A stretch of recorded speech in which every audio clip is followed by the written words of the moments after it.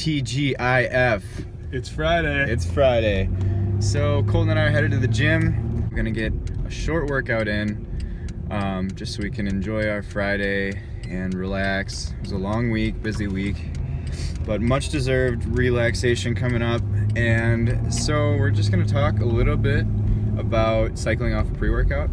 So the reason that you should probably cycle off pre-workout, I would say as often as every month or so, is because your caffeine sensitivity, your beta-alanine sensitivity, and a lot of other sensitivities decrease just because you're constantly getting this stimulus from another compound that's not natural to your body.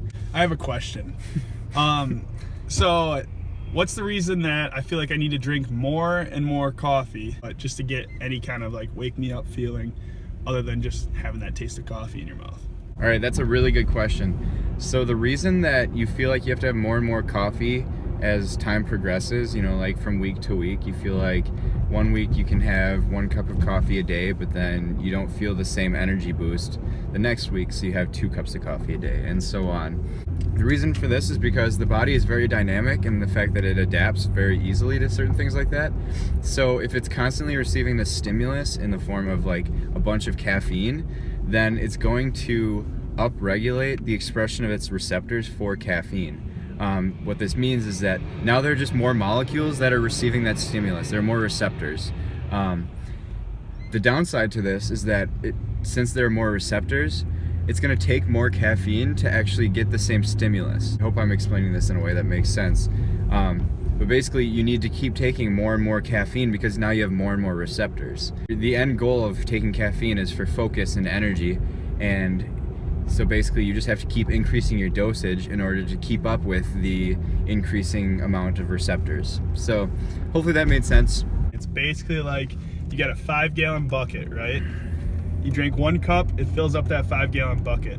Now, when you start getting more adapted to it, you got 2 5-gallon buckets. You drink 1 cup, it only fills up 1 of the buckets. So you need another bucket to be filled up in order to get that same feeling as before. If that makes sense. That's a really good analogy, actually. Hey, that's what I'm full of, you know? Wow. Dumbing it down. That's not dumb, that's smart. That just makes more sense than what I said. Yeah, no, that's exactly right, though. I mean, basically, as time progresses, you're adding more buckets, and so that takes more and more caffeine to fill up those buckets to the same level that they were initially. That's what we should probably, I should probably get back to that. I mean, I do love coffee. Yeah. I just don't want to become a whole pothead with coffee pods. You know? That's coffee pothead.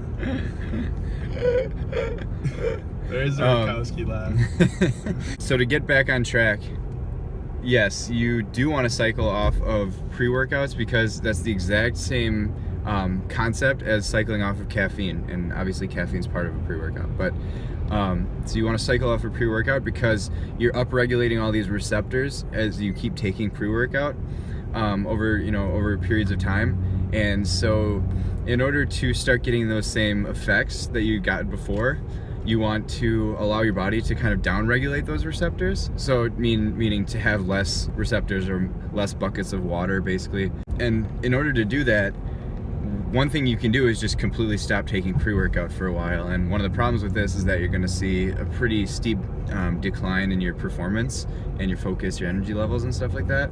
Another thing you can do is try to spend a week trying to wean off your dosages. Is wean a word? Wean. Wean. With an M. To wean off your... That sounds weird. Yeah, like wean off cattle. Okay. To wean off... I'm a farm boy, you know. To slowly come off of pre-workout, just slowly decreasing your dosage. So maybe if you're up to 2 scoops a day for pre-workout, then go down to 1 scoop a day for a few days, and then go to half a scoop a day, and then go completely off of it. And by cycling off of your pre-workout, then you're bringing those receptor levels back down so that when you come back onto the pre-workout, you're gonna have much more sensitivity to it. So yep, we are almost at the gym. So that's it for the video, guys. But I hope you learned something today, and don't forget to subscribe if you like all these videos, because that's a really awesome form of support for us. Lets us know that you enjoy the videos that we're putting out and that you're learning things and that we're motivating you and encouraging you. And so if there's any other videos you guys would like to see, let us know. You can always comment on the video or email us. But anyway, have a great Friday, guys. We'll talk to you later. And I'm going pause, so we'll see how it goes.